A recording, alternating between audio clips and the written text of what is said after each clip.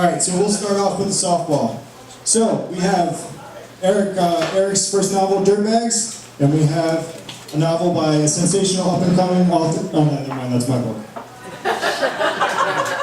So, just shout it out using our system. Which Baltimore-based show has their police headquarters in Fells Point? Homicide! Yeah. Is that Jeff? Yeah. I want the books. Yeah. That's a softball. Thank you very much. You said it louder. Nick! I've got your book. Oh. Give it to somebody else. Seriously, I can't even give this shit away. Let this be a warning, kids. Don't ever get a master's degree in creative writing. It's completely useless. Sorry, Jim. So our next reader is Damien Angelica Walters. Damien's short fiction has appeared in or is forthcoming in various anthologies and magazines, including Year's Best Dark Fantasy and Horror 2015, Year's Best Weird Fiction Volume 1, Casilda's Song, Nightmare, Strange Horizons, and Apex. The Floating Girls, a documentary, originally published in Jamais Vu, is on the 2014 Bram Stoker Award ballot for superior achievement in short fiction, taking all the awards that I will never be nominated for. Sing Me Your Scars, a collection of her short fiction, is now out from Apex Publications, and Paper Tigers, the novel, is forthcoming from Dark House Press. Damien.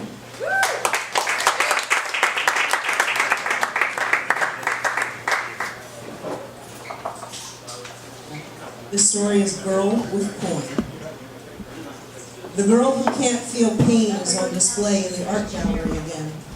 Stitches bind her lips together, the cage to keep her voice prisoner. The seams of her costume feel as if they'll split under the strain of holding herself in. She stares into the crowd with her back straight. In her hand, she clutches a straight razor, a blade glittering under the lights like a dark promise of blood, a pulse slowing to nothing at all. She doesn't have a death wish. She isn't suicidal. Suicide isn't art, it's cheap theater. Not even off-Broadway quality. Anyone could do it. And she isn't into kink. Her show isn't designed to get anyone off. It's about how much you can stand before you say enough, before you break, before you turn away. Title: A Study in Crucifixion. Medium: specially cast nails patterned after those used in ancient Rome. Canvas: wrists, feet. Olivia steps on the envelope as she's heading out of her apartment. If not for the crinkle of paper, she might not have even noticed. It's plain white with the sealed side facing up. When she sees her name scrawled across the front in familiar handwriting with a distinctive O, the breath rushes out of her and her fingers tremble. She scans the hallway, but she's alone except for the smell of burnt toast from the neighbors. Holding the letter as if it contains something toxic, she carries it back inside, kicks the door shut behind her. The last time she saw that O, it was scrawled across a paper lunch bag. She was 13, her left leg encased in a cast up to her thigh. Her left arm, a series of scrapes and bruises, her ribs taped.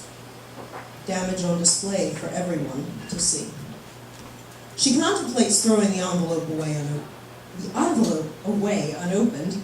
She's meeting Trevor for coffee and doesn't want to be late, but leans against the door and slides her finger beneath the flap. No paper cut, no hint of red, but the letter hurts anyway. It hurts deep inside where the bruises and scars don't show. That's the worst part. She should have put it behind her. She should have moved on. The envelope holds a single piece of paper, folded in uneven creases. She frowns. Was she not even worth the effort of folding it neat? She taps the letter against her palm. Unfolding it will mean ending 12 years of silence. She exhales, unfolds the paper. I'm sure you don't want to hear from me after all this time. Olivia closes her eyes, thumps her head on the door. Her fingers seek the scar just above her heart. Once upon a time, it was faint. But she's reopened it so many times, the way you open a favorite book, not for the purpose of art. Now the scar is thick and ridged, easy to find even beneath the fabric of her shirt. The rest of the letter is short. I know it's been a long time, but I'd love to talk to you. Maybe we could meet for coffee, or you could just call me. I hope you don't hate me too much. There's so much I want and need to explain. Thankfully, she didn't sign it Mom, but with her first name, Marie. There's a phone number, a local number. What's missing is an apology. Surely Marie could have summoned up enough humility, even bullshit humility, for that. Olivia traces the scar on her chest again, then crumples the letter in a tight ball. She remembers her mother sitting in the kitchen with the overhead light turned off and the small room awash in shadows. Olivia watched, hidden behind a half-open door, as her mother tossed a coin in the air. She let it sit on her palm for a long time before she closed her fingers. When Olivia woke the next morning, her mother was gone.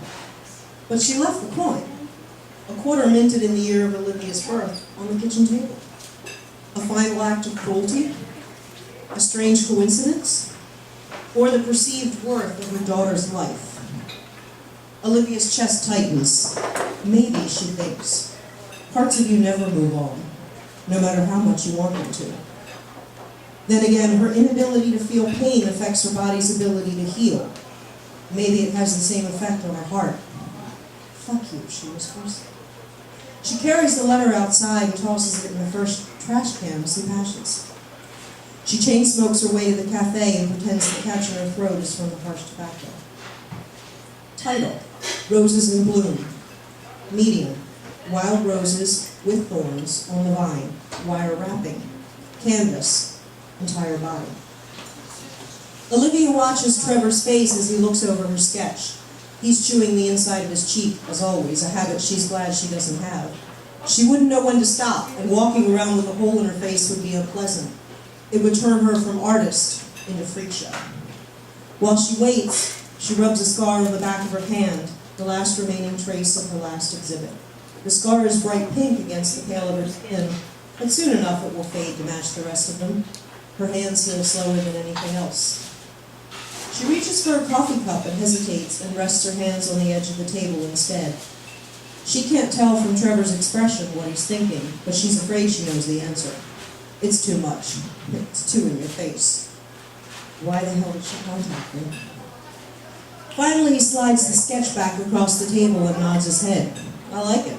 I like it a lot. It really pushes the envelope. She lets out a breath. You don't think it's too extreme? No. I think people will love it. Some might freak out, but whatever. Anyone who's been to one of your shows will know what to expect. She slides her coffee over. Is this safe for me to drink? He takes a sip and nods. Yeah, it's good. The tasting is a minor inconvenience, far better than the helmet her father insisted she wear as a young child, even when playing alone in her room. At least once she started school, he allowed her to leave the helmet at home. Why in the hell did she contact me? Many people mistakenly think she can't feel anything, but she feels texture, hunger, the pressure of an embrace, the pleasure of an orgasm. Only her pain receptors are screwed up. The condition itself is rare and has a pretty medical term, but she prefers to call it genetic fuckery. She cups the mug in her hands. The ceramic is warm to the touch, but it could be scorching hot, and she wouldn't know.